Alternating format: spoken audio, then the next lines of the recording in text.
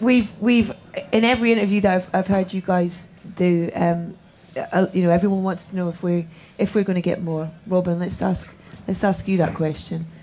Are we going to see more Smiley? We're thinking about it. Okay. Who knows? Maybe, maybe not, is the honest answer. Would you do it, Gary?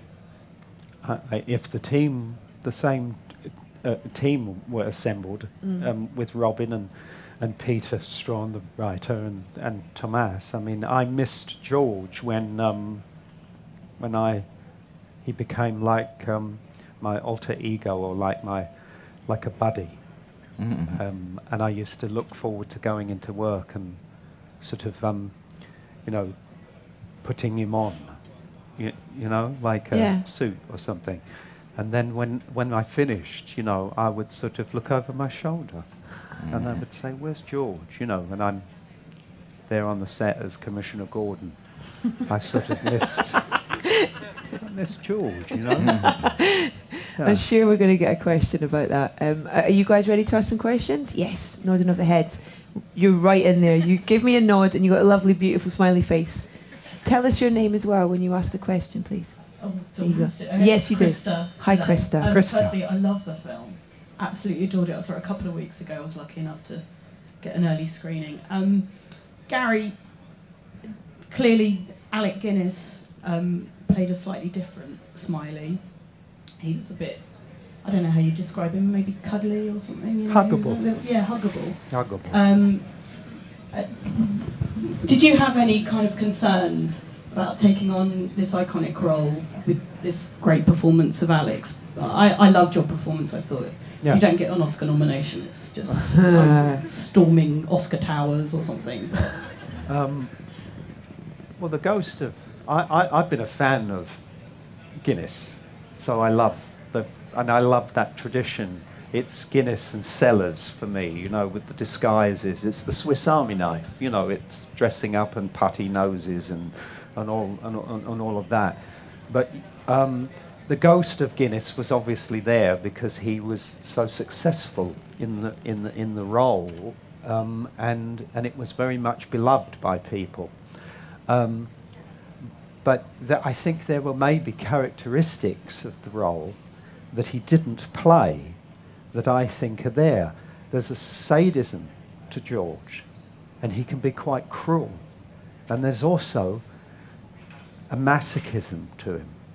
So he can be the attacker because he is a master interrogator, and at one time he was fierce in a room. He's fired a gun before. He has been an operative. He's been someone who's been out there in the front lines.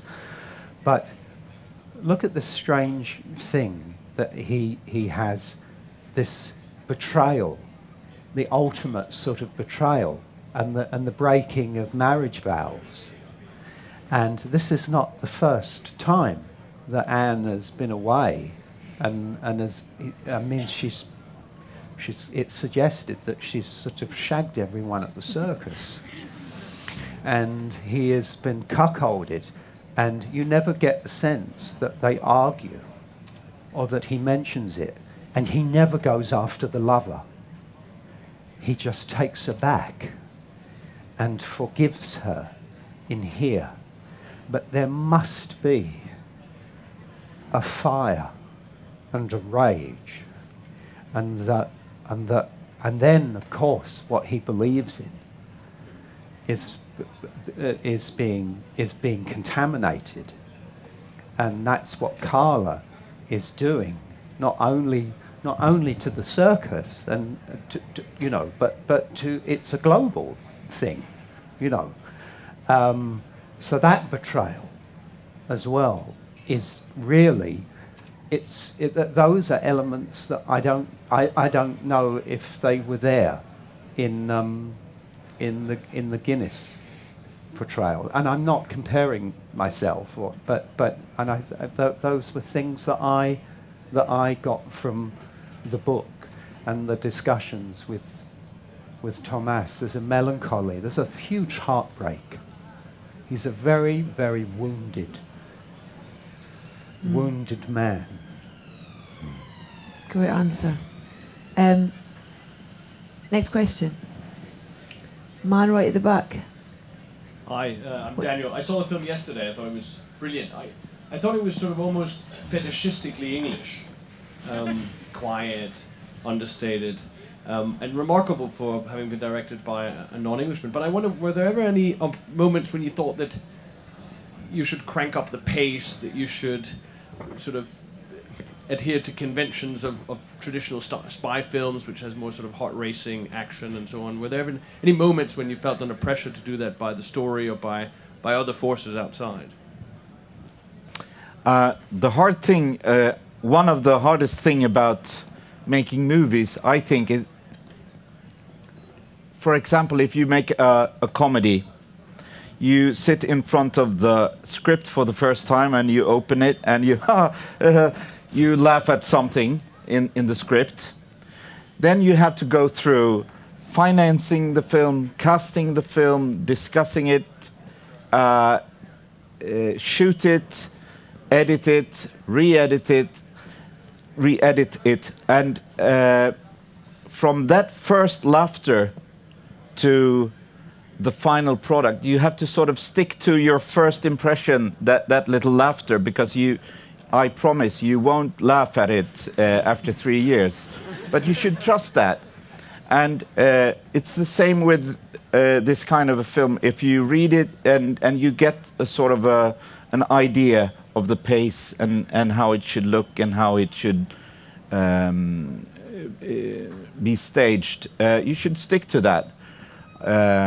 If you listen too much to people who want it to be differently, I think you lose your integrity, and then the film will flatten. Thank you. Next question. Gentleman in the back row there.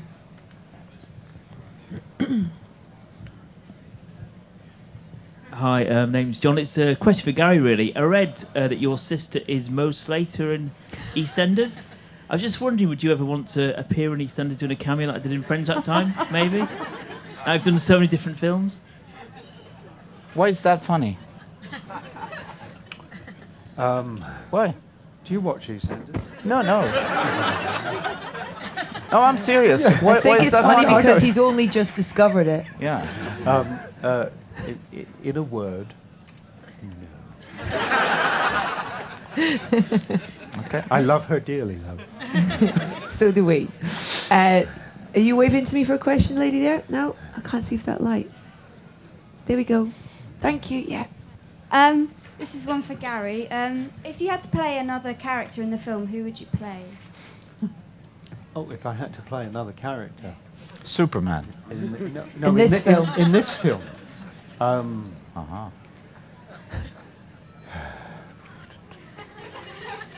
I like Jim Predo is a fabulous character. Yeah. Good choice. Yeah? Yeah. Yeah, Jim Predo. You got it. Yeah. There you go. Jim Predo. Then the next one. Yeah. Prosthetics. Swapsies? Yeah. Face off. In the front row over there, please. Hi, my name's Robert. This Speak is up, Robert. Question for Gary. Yeah. Jason Isaacs, when he done the Harry Potter talk, said that during the filming of Order of Phoenix, the fight scene between you and him, you come up with some interesting yet violent ways of how to defeat each other. Could you elaborate on that? Because Jason wouldn't. I can't, to be very honest with you, I can't remember. I think it was the fact that there's only so many times you can do that. You know, so I think it was a bit of that, bit of that. I don't know. You know, Shazam. Yeah. Bit of Zorro. Bit of yeah. I mean, you've got Mix a stick. up a bit. You've got a stick, and you feel very silly because you go in procto or in whatever it is, you know, and you're like this, you know, and it's a bit of wood. And then they put it all on later, and then of course you see the movie, and then you go, oh, that's what I was doing. Yeah. Fully done this and told you that. Yeah, it's just that. It's just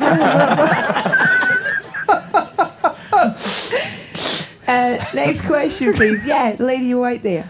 Hello. Hi, I'm Jess. And Gary, I'll ask you if you find it easier to act when you have a book to relate to instead of a script, like when you have here and when you've done Harry Potter and that kind of stuff. Well, the script. When there's no book, the script is, is the book. I guess we had the book here. In a sense, to me, was the Bible. It was the source that you kept going back to. As I think, Tomas and Peter, when in doubt, go back to that material.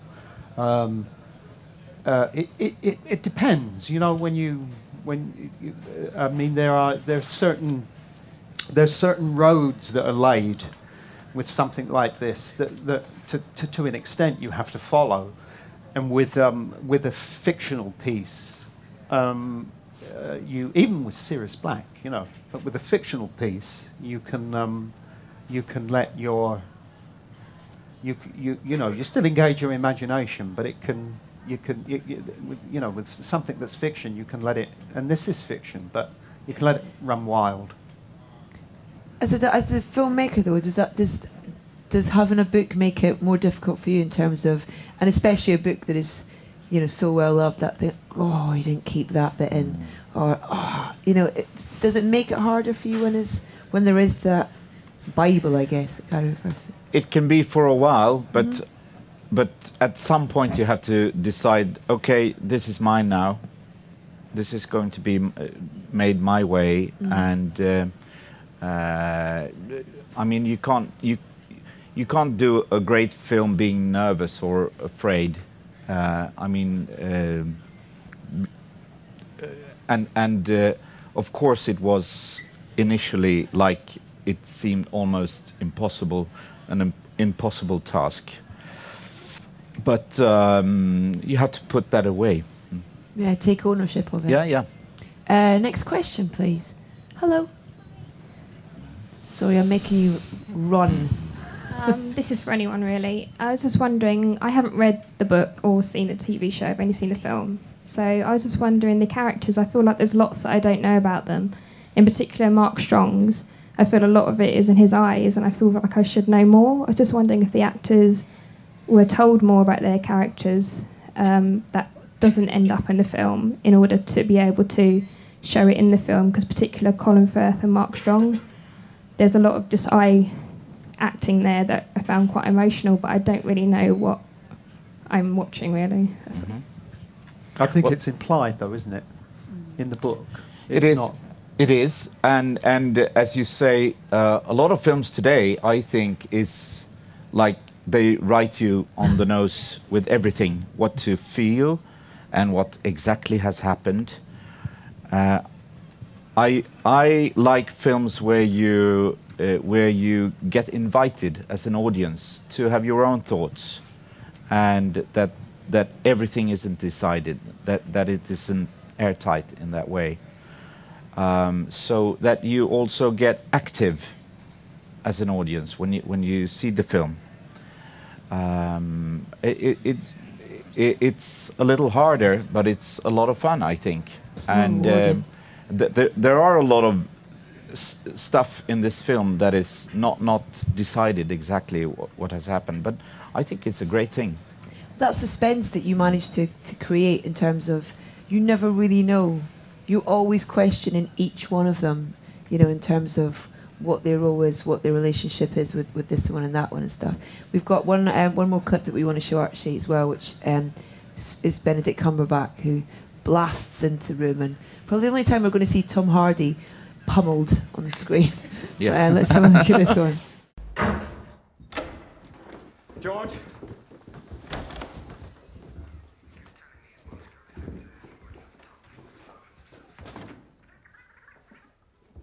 Mr. Gwilym,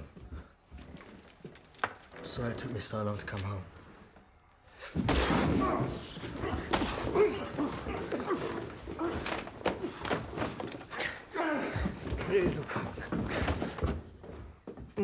Ricky's been helping us, Peter. He's been telling us all about his adventures. He's a double, George. There is no Mo. whole thing's been thought up by Moscow. Carla bought him for £30,000. I stole that because of you. I spied on my own because of him. Do you know how that makes me feel? Ricky, you said you sent the circus a telegram concerning Arena's information. That's right. What was the date? He doesn't know the date because there was no telegram. The whole thing is a fabrication. 20th of November. Must have been the 20th of November evening. Irina kept telling me in Moscow Center everybody on the top floor was laughing themselves sick. She told me Carla was very proud. November 20th is missing. How many takes? Can you remember how many takes there were on that? I remember. Yeah? Yeah. On Benedict, 3. Wow. Doesn't do a lot of takes, does he? Is that good for you? Is that a good thing for you? Yeah, he thinks so. No, I'm used to. You weren't so happy in the beginning. No, you were like, what is this? No, yeah. Thomas has this thing where he sits there at he can see. He's not completely like closed off at the monitor, but often he can see what's going on, and he has the picture here for sort of reference. And when he likes a take, he goes, cut. and I know that means it's a print and we're moving on. So I would hear that. So I would hear that. We'd finish take 2, and then I would hear print, and I would go, we're moving on. But I got used to it. Yeah. Any more questions? Lady right here, hello. Sorry. Hello, I'm Wendy. I'm very much looking forward to seeing the film. Haven't seen it yet, really looking forward to it. Congratulations on it, and I hope you get the Oscar, Gary. But I'm just wondering, throughout your career, what is your most favourite character that you've ever played? George. Yeah, I would have to say, not just because I'm here, but yeah. There's been a few that I've. The second, I think, the part that comes a close second to George is Mason Verger in Hannibal. For very different reasons. I was completely disguised, and it was my ultimate. You couldn't see me at all. I think even my ears were deformed, and I loved that. That was heaven for me. Yeah. Do you feel quite vulnerable then when you're not kind of disguised or painted, or? Well, George is obviously a little grey in the hair and spectacles, but yeah, you still sort of look at when you're doing it on the inside, when you're coming at it from the inside. It you get your days that are better than others, but it's a whole different thing. When you see it, then I see all the things. So with Hannibal, I was completely disguised, and I was just happy as a bee. Yeah, but this comes close. This is such an incredible part. Hello. Sorry. Thank you. Hi, I'm Charlotte. I was just wondering, Gary, I'm a massive fan of Nil by Mouth, and I was wondering if there's any chance you would be directing anything else soon, or any other projects in the making. Well, I've got a couple of things bubbling around in the next couple. Maybe in the next couple. I hope to come back and get behind the camera again, in a couple of years. Probably something very different, but written. Yeah, I hope so. Writing and directing. Yeah, I'm working on. I dusted something off. Funny enough, it shows you, in a way, how times have changed. Shortly after Nil by Mouth, in 97, 98, is the date on the first draft, I wrote a piece that was about a sex addict, about a guy who was married and then has a mistress, and really, actually, it's a movie about low self-esteem more than it is about sort of sex. But it was quite near the. It was done. I think it was done. It's written with the same honesty as Nil by Mouth, and I at the time I couldn't get any money, and no one really sort of wanted to touch it. It's quite misogynistic, but not, you know what I mean. It's just actually really served the character, and since we've had Intimacy, 9 songs, and now I believe that Shame is coming out, and that's how it was. I think it was something quite unusual back then. Yeah, no one really talked about it. No or one wanted to talk about it. Yeah. Next question. So next couple of years, do you reckon? Yeah, I hope so. Great. Yes. Come and see me if I don't do it, and give me a remind. I'll have him back Charlotte, here in 2 years. Remind me. Charlotte said. Hi. Hello. It's Chloe. Hi, Chloe. This is a question for Gary. I was having a conversation with a friend of mine, and we were talking about how, Colin Firth was the big sort of Oscar-winning golden boy, but yet Gary Oldman is the name on top in this film. And he was saying that's because Gary's a Hollywood heavyweight, because you've earned your, respect through the versatility and the complexity of the characters you play and stuff.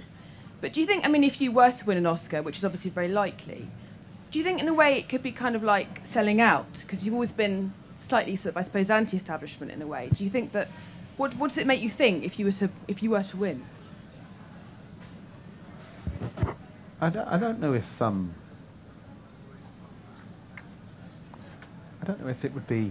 I don't know if it would be selling out. Cashing in. Cashing in. I think it's respect for respect's due. You look at someone like Daniel Day-Lewis is I guess a really good example of someone who kind of is very much a man who's very selective about what he does, and I don't feel maybe a he's little sold more out. selective than me.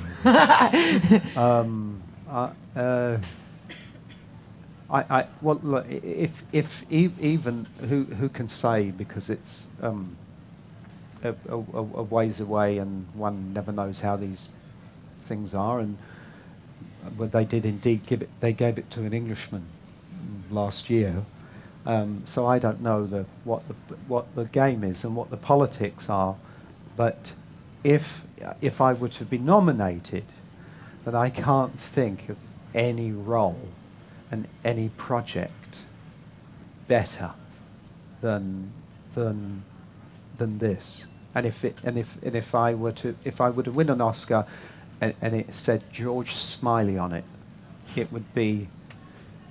I'd be very proud of that. Yeah. And that's a lovely way to finish our Q&A this evening, I think. Thank you so much for your time, and huge congratulations to you all. I look forward to Smiley's People. Thank you so much for your time this evening and your questions. And it's out in cinemas now for those of you who haven't seen it. Tinker Tailor Soldier Spy. Go see it. Thank you very much, Gary Oldman. Come on.